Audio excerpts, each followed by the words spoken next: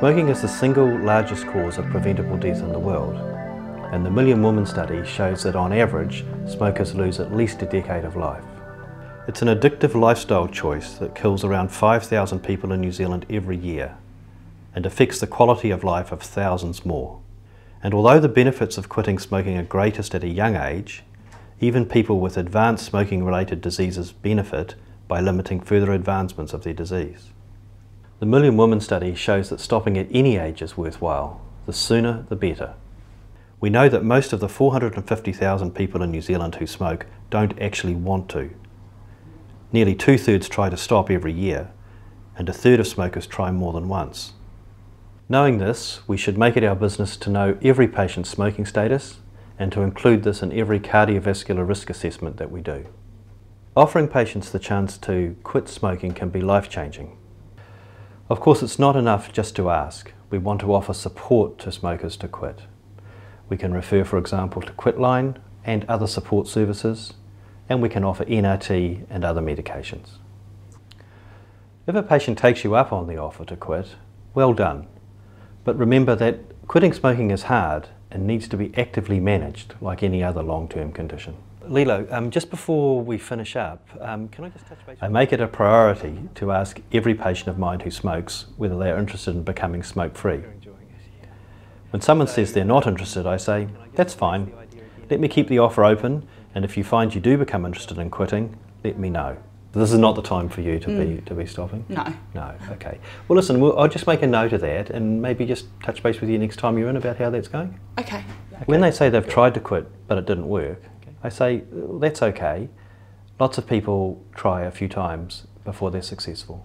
When I've asked them about their quitting experience and they say, well, I used the patches but it irritated my skin, or they might say, I tried the gum and I didn't like it, or perhaps it didn't work anyway. We believe with coaching and the use of NRT that we can get patients to quit. Some of the things that come up quite regularly are that the patches itch. This is because the glue on the patches can cause some irritation. It's good to advise your patients that wearing them on the trunk of the body, so the thicker parts, even the butt, are better and irritate less.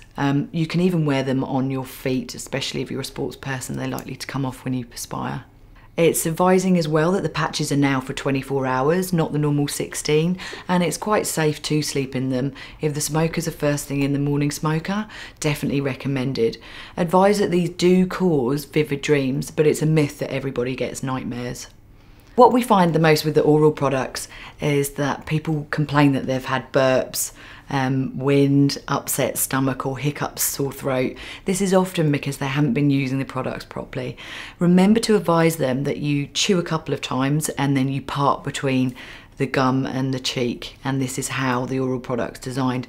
Nicotine's not designed to go into the gut.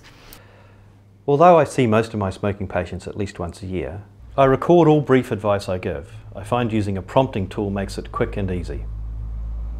Alternatively, you can directly input data into your patient management system. You can access the smoking cessation read codes either by right-clicking your mouse after typing smoke or bringing up a new classification tab and typing smoke and hit enter. If your patient management system allows you to refer patients to Quitline electronically, you'll receive a receipt of the referral and be sent regular quit status updates if you want them. By recording brief advice, we can better identify who haven't we reached in our enrolled population. We can then use an audit tool to make a list of patients to contact. I find using an audit tool and contacting my patients on that list by text gets greater results. This text was sent out recently and had a 37% response rate. That's over 1/3 of people who wanted help to quit smoking. We also found another 20% had already quit and the general practice didn't know. So, proactively offering support is a great way to update your records too. People actually do expect us to talk to them about their smoking and are often disappointed if they're not advised about how to quit. When a patient refuses an offer of support, make sure you record it in your patient management system so you know to follow up on it next time you see them. Even if they decline your offer today, they might be ready to quit next time you ask. Okay, yeah, that sounds great. Does that sound good? Yeah, okay. cool.